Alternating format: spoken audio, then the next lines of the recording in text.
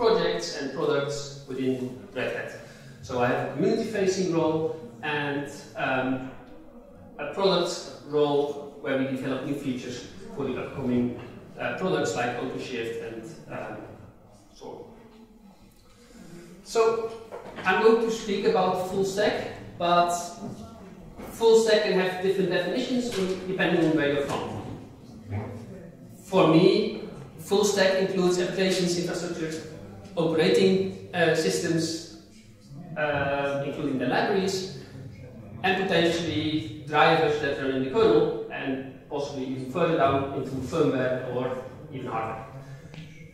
I'm not a full stack developer in the sense that I develop applications that use JavaScript, CSS, whatever kind of Node.js frameworks, databases, Jenkins pipelines, and so on. I'm a little bit familiar with those, but I'm really not developing that much on that. So, I will give you a short introduction in Kubernetes, mainly in the storage component that Kubernetes provides. We have a project that is called KubeVirt. For me, KubeVirt is an application. It provides virtual machines within Kubernetes. It's a relatively new project. I'll tell you a little bit more about it later. KubeVirt contains different additional projects, including a containerized data importer. This is very important for cloning, for example, virtual machine disks. In order to do cloning, you go through the whole stack, right? So KubeVirt is the application, then there's the containerized data importer that does functional cloning, basically, and it goes further down.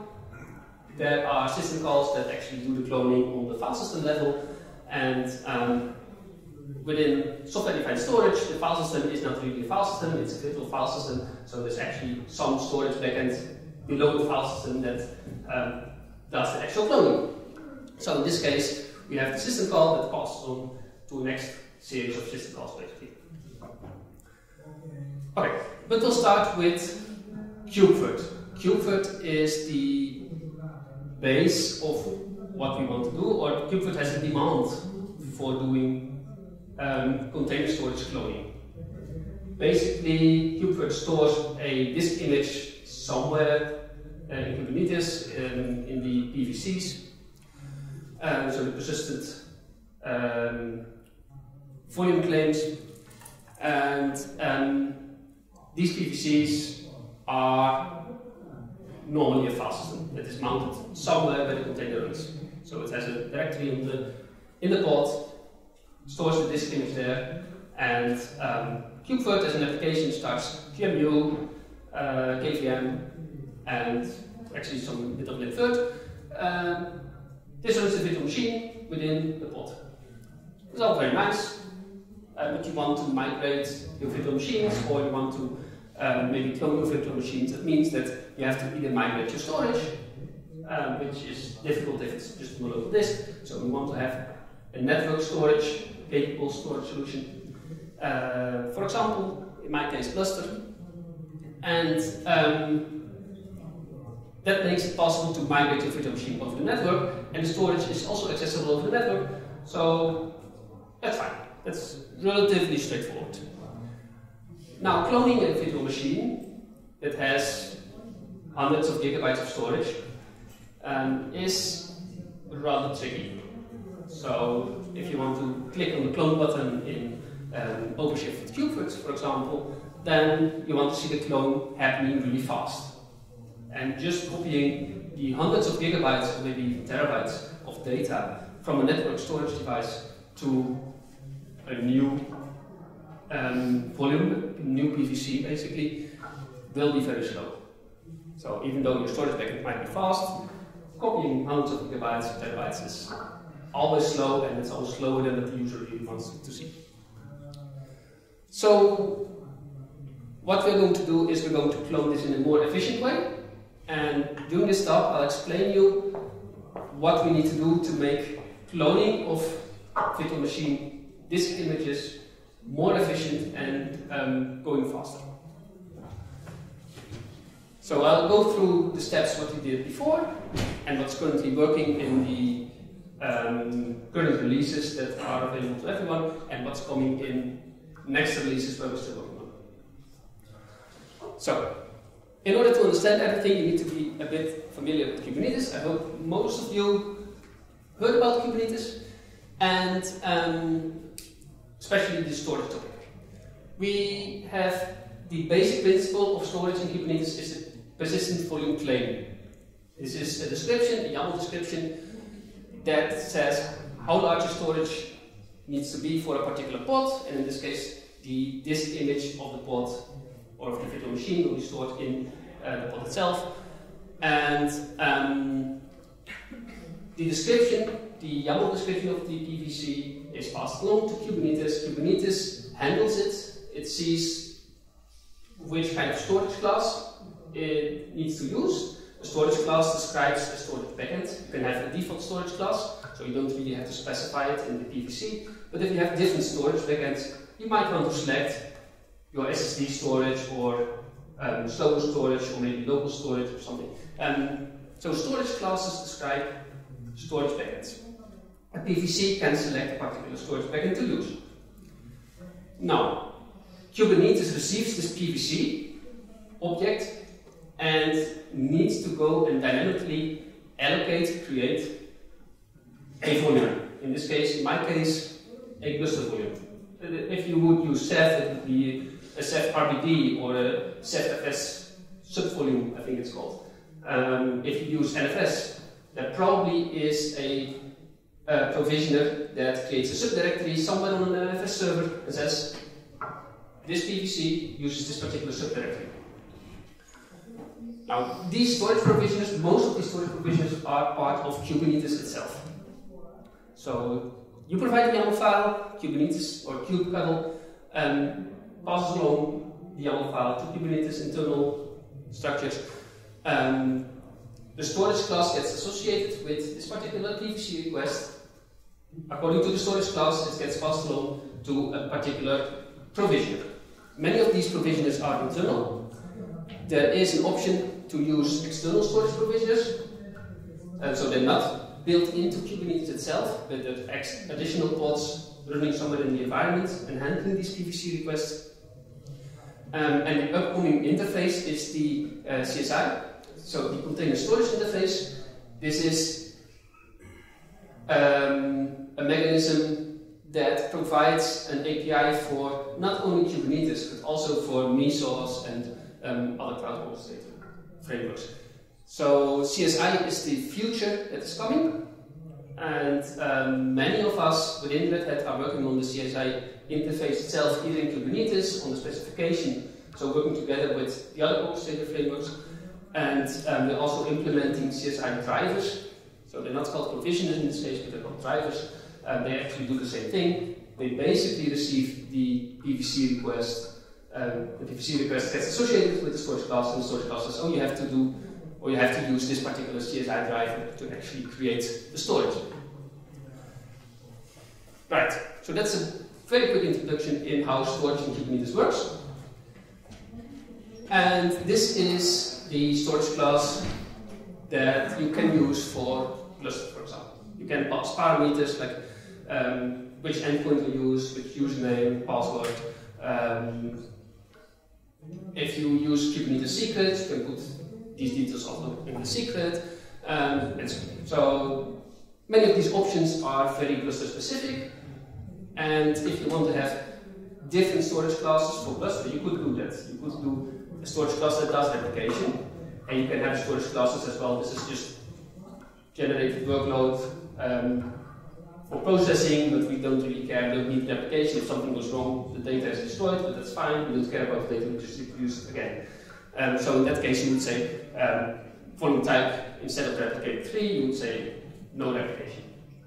And there are lots of other options that you can pass along, which is interesting but not very important in the end. Although for Kubernetes administrators that provide the environment to app developers, they probably want to provide different storage classes for different use cases. So there's a use case for databases which is completely different in IO workload than, for example, Jenkins workloads where you check out the Git repository and go and build. Those workloads are completely different, and you probably want to have optimized storage classes for different workloads. Okay, so different storage classes. The persistent volume claim itself is relatively simple. It has a reference to the storage class name that we gave in the previous slide. So on the 4th line it says Gluster file, and on the 6th line it says Gluster file again. So that means that this PVC request is associated with the previous storage class. We want to have, in particular access mode in this case, we want to have read-write many. Read-write many means that this particular PVC can be used by multiple pods on different hosts. So basically a network file system that you want to use. And you pass it some details, like in this case you want to have a 4 GB storage area. That's relatively simple, dynamic provisioning, and so on. Now, KubeVirt does manage containers and VMs. The disk image of KubeVirt is stored in this PVC that's automatically get mounted in the pod. And we would really like to clone VMs from like a golden image or a template or however you want to call it. And this needs to be fast, right? If you want to start a new VM, you click, you don't want to wait for this image to clone and see the progress bar moving really slowly. You really want to have it very fast, ideally within seconds. And of course, it has to be scalable and resilient. That means that you need to be able to have like thousands of different templates or golden images, and if a part of the storage environment is unavailable, it still needs to function. So if your management environment is partially down, or all the nodes in your storage cluster, not all the nodes in your storage cluster are available, it means that sometimes you may not be able to execute management operations. That means that your resiliency is way less than you actually probably want. So there are some issues that we wanted to solve, and with what we've done, this is actually something that's okay. Wrong button. Thank you. There's also a play button. I have no idea what it would do. Anyway, yes. So yes. So it has to be scalable and resilient. So that's what KubeVirt needs. In order to help with that, there's a project called Containerized-Data-Importer, and this project makes it possible to clone PVCs. Cloning PVCs is something that Kubernetes cannot do natively. So there needs to be a way to get this done. The Containerized-Data-Importer, or CDI, actually makes this possible. So there is something called a DataVolume that we use with KubeVirt. So there's a custom resource definition, and the DataVolume includes the PVC request, so the previous YAML file that we've seen, but it adds a little bit of a header and a little bit more details. With that, it's possible to pre-populate your PVC with existing data. For example, this image that you download from the internet somehow, or an ISO image if you want to start an installation somewhere. So what we started with is, okay, you can provide a URL to an image file, either zipped or not, and this gets downloaded when the KubeVirt VM gets started. The VM is associated with the DataVolume CRD. The DataVolume contains the PVC. The DataVolume handler, CDI in this case, sees, okay, I need to download this particular image file from the internet, put it in the PVC. And until the download is complete, the DataVolume will not be in ready state or consumable state, so the VM CRD or the VM object within Kubernetes will not be able to start because it's waiting for the data volume to complete, and so on. Right, so this is a diagram of how things roughly work. So we have a CDI controller. The controller actually handles all these kind of requests of the data volume, and it starts another pod. So basically a container. So I'm at number 6. In the middle, the data import pod gets started by CDI. When it sees the data volume object being created, it sees what kind of source it needs to get from the internet, and it can use endpoint secrets. So in case you have password protected websites, or maybe the archive is password protected or something, it can fetch those secrets and so on. The CDI controller also creates the PVC itself, so the PVC object YAML file basically. This YAML file is already part of the data volume, so it just reads data volume YAML, creates the PVC in there, and downloads the image. So this is relatively straightforward, but it is something that is needed because Kubernetes itself cannot do it. Now, so this is an example of the data volume. Often we use the Ceros image because it's extremely small. So I think it's like 64 megabytes or so, and you have a whole VM that you can boot, and that's very useful for developing and testing. So we create a data volume, in this case of 64 megabytes. We create a read-write once permission set, and that means that this PVC can only be used on a single host. It can be used by multiple pods, but that's a bit of a weird thing to do, so no one normally does it. But it's just normal storage, a file system, and image gets downloaded in there.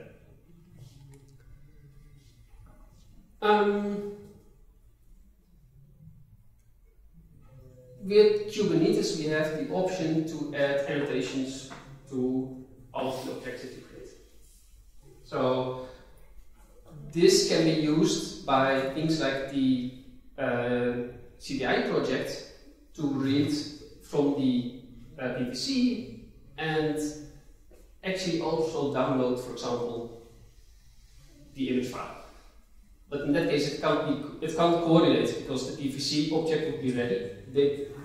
The data importer would also get started, but on the other hand, the pod starts at the same time because the PVC is ready, even though the download is not complete. So that's why we encapsulate it in the data volume for our VM.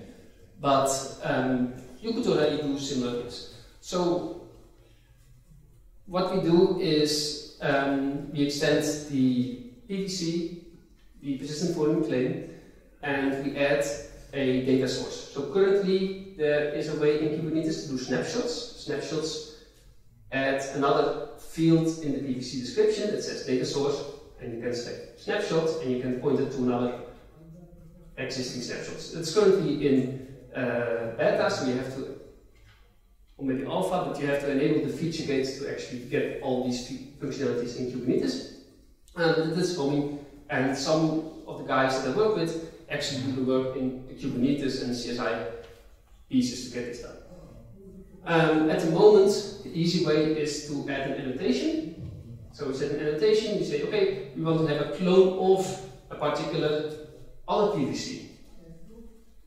So we have this golden image, which already got downloaded from the internet. The PVC is created, the image is extracted. There's, for example, this .img file on the PVC. We call that our golden image. We want to clone this golden image or template, and we can do that by adding an annotation in the PVC.yaml.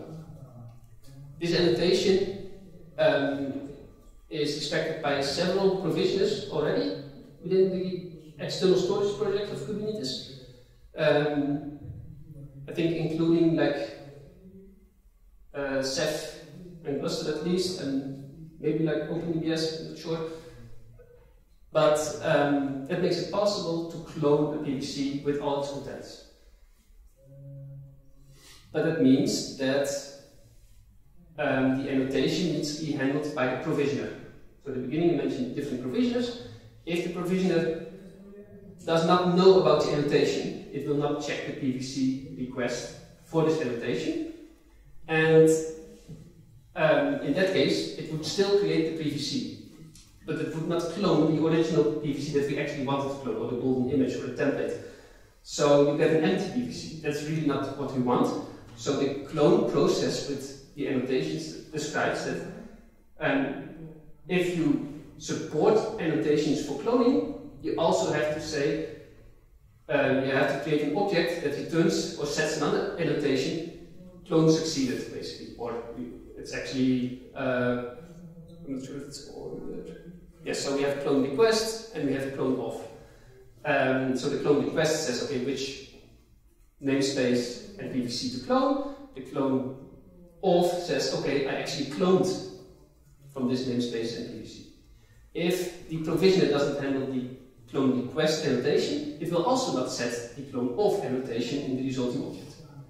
So if that is the case, then we have a fallback solution that's called host-assisted cloning, which is a very dumb process. So left is your container, the container has a disk image. In the middle, let's see, I have a pointer. Yeah, there, that's the host-assisted cloning process.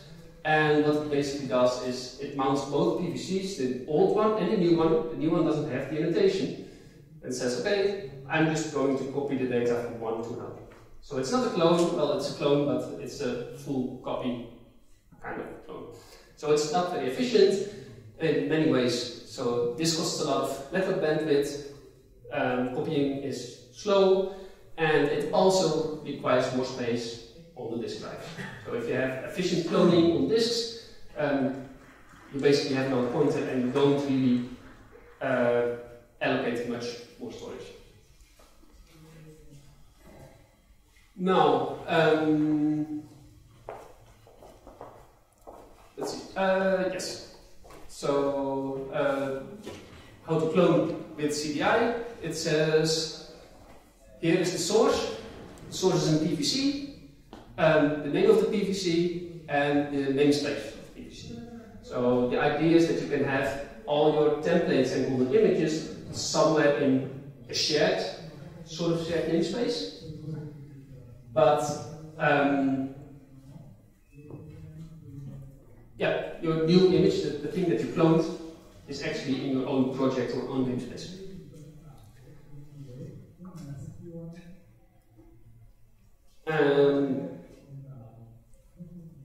Let's see. So here is the clone request annotation. Very much the same. But before we had the DataVolume, which is basically what the VM, this is the object that KubeVirt basically generates.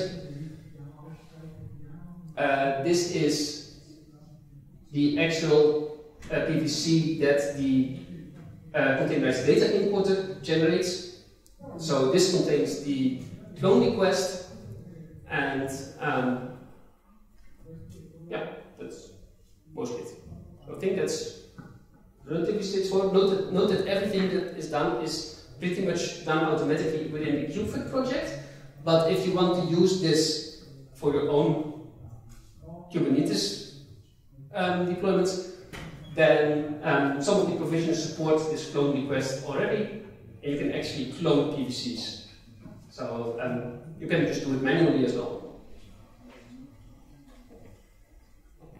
Now, about Linux file systems.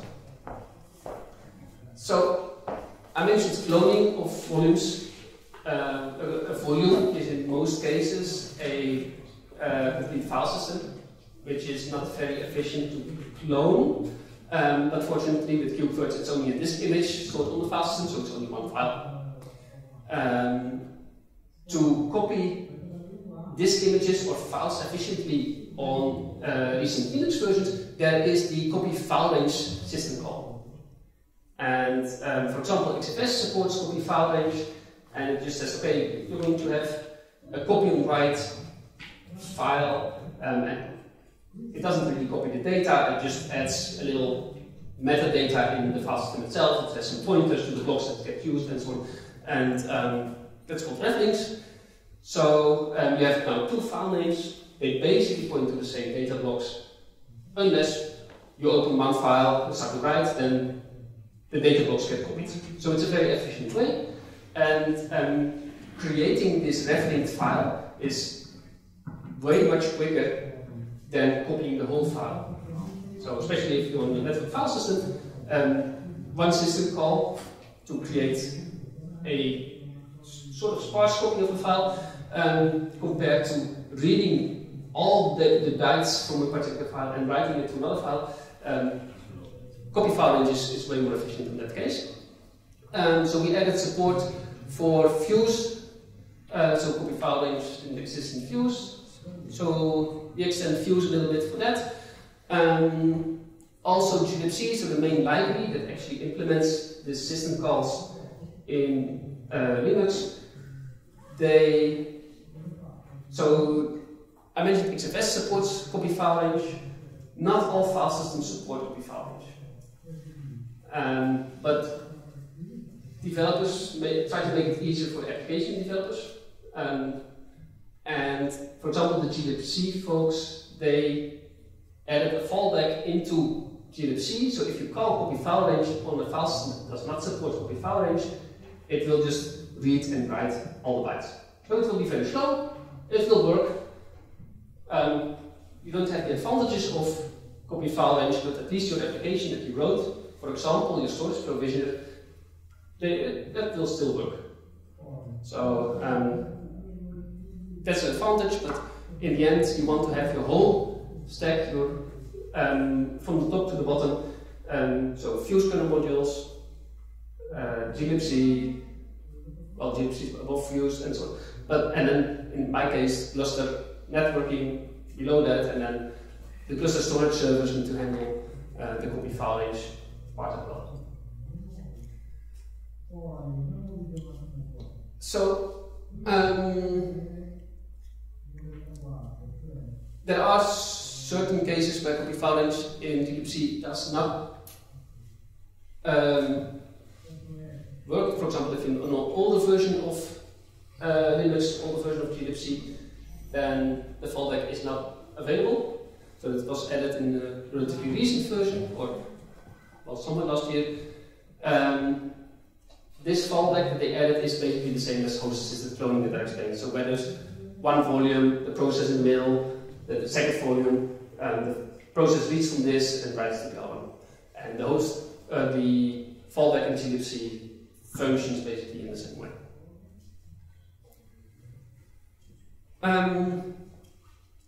So we're almost at the end.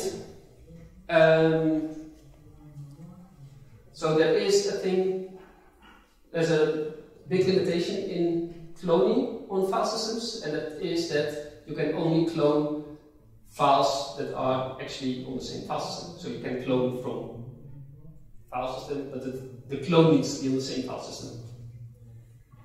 You can't clone to another file system.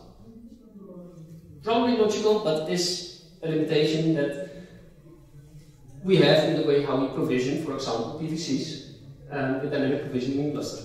So each PVC is its own separate file system. So that means you cannot efficiently clone using this technique from one file system to the next PVC because they're different.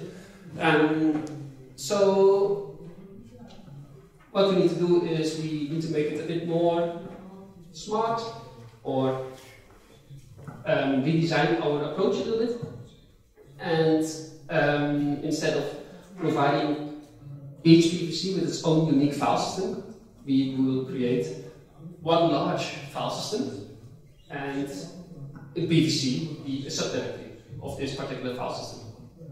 And that means that we can basically clone these subdirectories from one PVC to the other PVC because it's still in the same large file system.